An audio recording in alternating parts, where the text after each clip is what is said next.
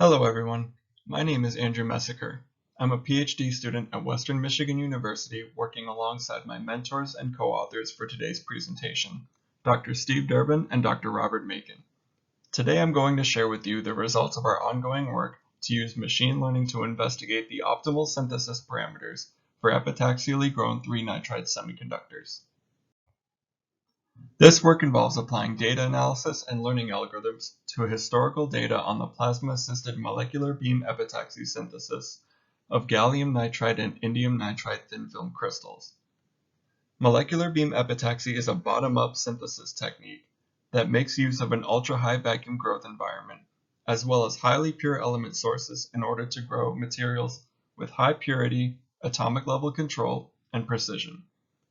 A data-driven investigation of molecular beam epitaxy synthesis can help us to understand the relationship between growth conditions and the resulting crystallinity and lattice disorder of thin films. This insight can inform the design of future experiments, as well as to contribute to the reduction of overall costs. Hundreds of plasma-assisted molecular beam epitaxy synthesis records of gallium nitride and indium nitride thin-film crystals have been organized into composition-specific datasets. For every record in each dataset, the substrate temperature, metal source effusion cell temperature, initial nitrogen pressure, plasma source power setting, and total growth time were recorded.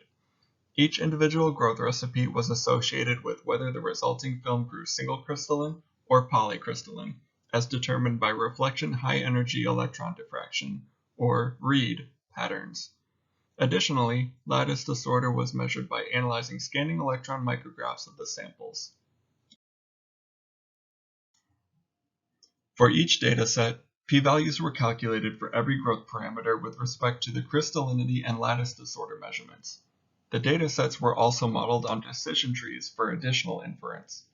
As we can see from the example given by the gallium nitride data on this slide, the p-values for the initial nitrogen pressure and substrate temperature are orders of magnitude lower than the p-values for the other growth parameters.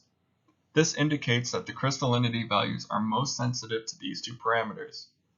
The importance of substrate temperature and initial nitrogen pressure is corroborated by the fitted decision tree on the right. With the most important growth parameters for influencing crystallinity having been identified, a random forest algorithm was trained on the gallium nitride dataset and then used to predict the probability of a thin film growing single crystalline for a range of possible values for the substrate temperature and initial nitrogen pressure.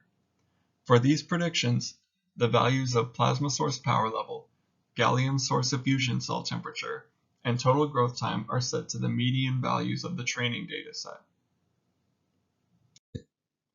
The same procedure was applied to the indium nitride data.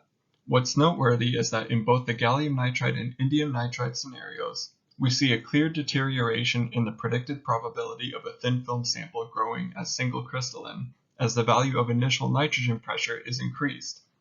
This agrees with conventional wisdom on the importance of growing these materials under metal-rich conditions. We can also apply this random forest methodology to the analysis of lattice disorder in thin film crystals. Using a Bragg-Williams S-squared order parameter, which ranges from 0 to 1, lattice disorder was measured for multiple gallium nitride thin film samples. Each measure of lattice disorder was associated with the film's growth recipe. A random forest was trained on the resulting dataset and then used to predict the value of S-squared for a broad range of the most important growth parameters. As we can see from the figure on this slide, the trained random forest algorithm predicts an increase in lattice order as both the initial nitrogen pressure and substrate temperature values are increased. The predictions obtained by this data-driven approach agree with what is known to yield single crystalline gallium nitride and indium nitride thin films. In contrast, well-ordered thin film crystals are predicted to be obtained by the combination of higher substrate temperatures and initial nitrogen pressure values. Once again, my name is Andrew Messecar. If you have any questions about either this presentation or the work described therein, please feel free to email me at my email address listed on this slide. Thank you so much for your time and attention today, and please enjoy the rest of the conference.